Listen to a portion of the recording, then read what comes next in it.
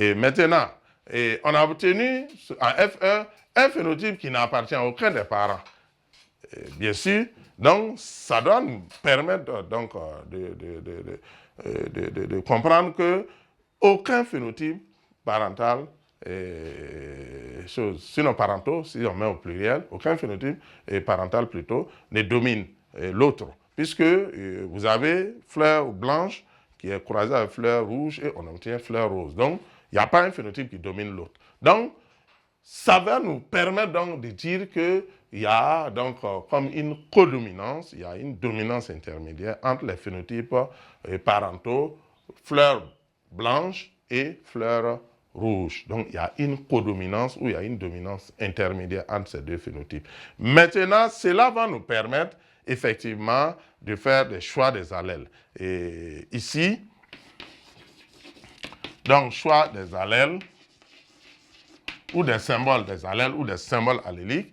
Et comme il n'y a pas de dominance, on ne peut pas prendre un allèle dominant et l'autre récessif. C'est ce qu'on a dit dans le cas de la dominance. Dans le cas de la codominance, on est obligé de choisir 2 lettres majuscules pour chacun des 2 phénotypes codominants.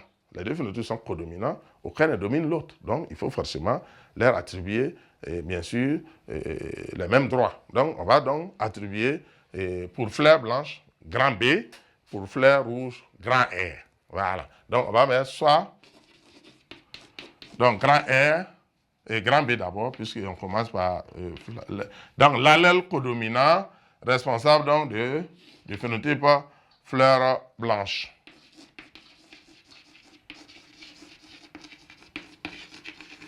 Et grand et R, l'allèle codominant responsable du phénotype, bien sûr, fleur rouge. J'attire votre attention sur un fait qui revient, qui est récurrent. Et on insiste, mais il trouve moyen pour trouver un allèle au phénotype intermédiaire qui est rose. J'insiste sur le fait que le phénotype intermédiaire rose n'a pas d'allèle. Il apparaît seulement chez l'individu hybride. Il apparaît lorsque les 2 allèles se retrouvent chez le même individu que le phénotype intermédiaire va s'exprimer. Sinon, il n'y a pas un allèle qui désigne ce phénotype-là. Donc, faites beaucoup attention. Et je vois souvent, et d'autres vont inventer BR pour fleur rose. BR n'est pas un allèle. BR, c'est un génotype. Donc, faites très attention à ce niveau. Donc, il ne faut pas inventer des allèles là où il n'y en a pas. Donc, le phénotype intermédiaire n'a pas d'allèle. Le phénotype intermédiaire apparaît seulement lorsque les 2 allèles vont se retrouver sur le même individu.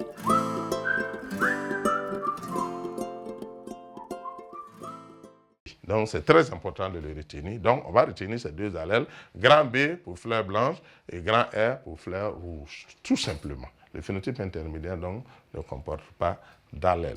Donc, ensuite, nous allons procéder au calcul des proportions. Donc, calcul des proportions.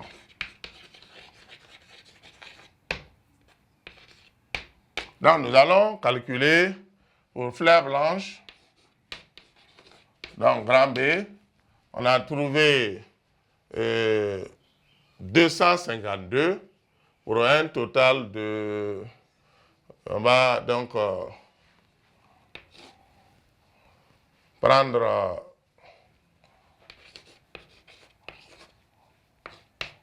donc on multiplie par 100 et on va avoir donc ici rapidement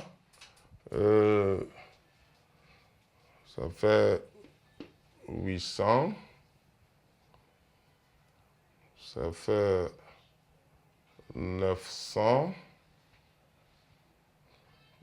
1, ça doit faire 1000. Ça fait 1000. Donc, sur 1000.